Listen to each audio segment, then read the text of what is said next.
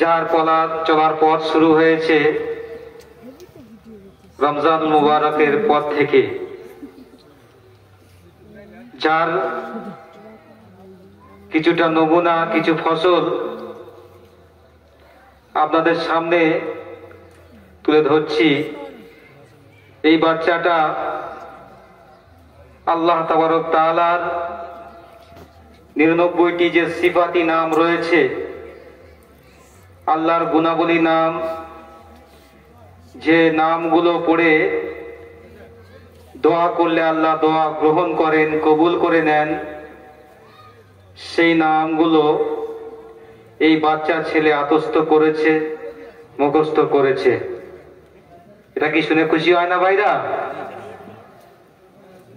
সবে মাত্র 6 থেকে 7 মাস এই মাদ্রাসা শুরু করা হয়েছে, জামিয়াতুস সুন্নাহ।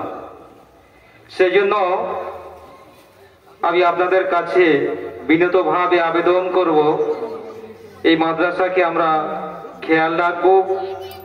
অর্থ দিয়ে হলেও, বুদ্ধি দিয়ে হলেও, শ্রম দিয়ে হলেও, যেমন ভাবে পারবো আমরা এই মাদ্রাসার সঙ্গে থাকবো ইনশাআল্লাহ। থাকবো ইনশাআল্লাহ ভাই।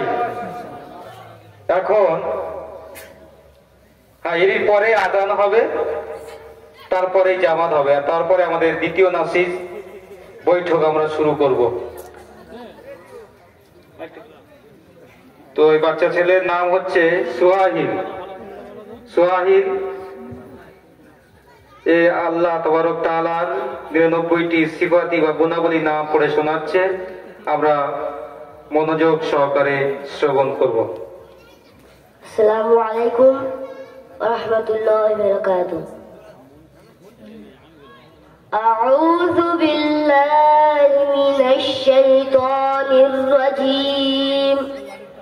বিসমিল্লাহির রাহমানির রাহিম। عن أبي هريرة رضي الله تعالى عنه قال قال رسول الله صلى الله عليه وسلم إنا لله تعالى 99 اسما من أحصاها دخل الجنة। হাদিস শরীফের অর্থ, যে ব্যক্তি আল্লাহ তাআলার 99টি নাম মুখস্থ করিবে, ওই ব্যক্তি জান্নাতে প্রবেশ করিবে। হুয়াল্লাহুল্লাযী লা ইলাহা ইল্লা হুয়ার রাহমানুর রাহিমুল মালিকুল কুদ্দুসুস সালাম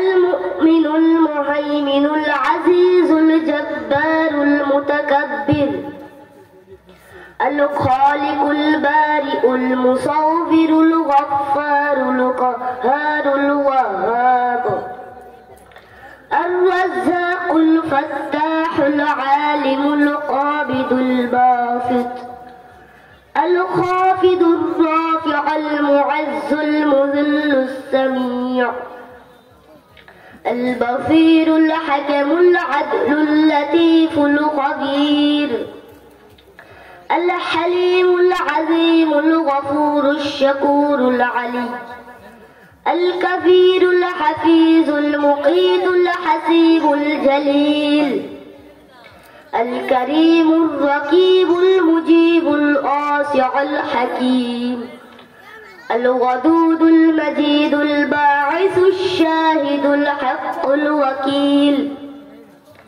القوي المتين الولي الحميد المحصي المبدع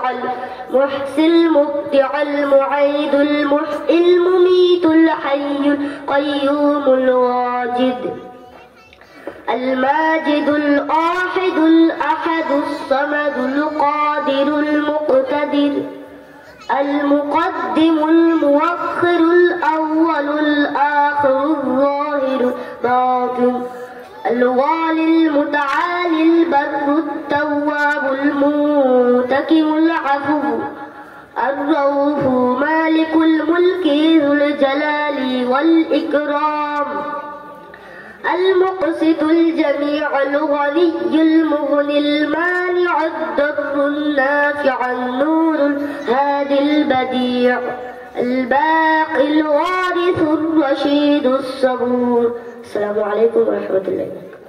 মাশাআল্লাহ মাশাআল্লাহ।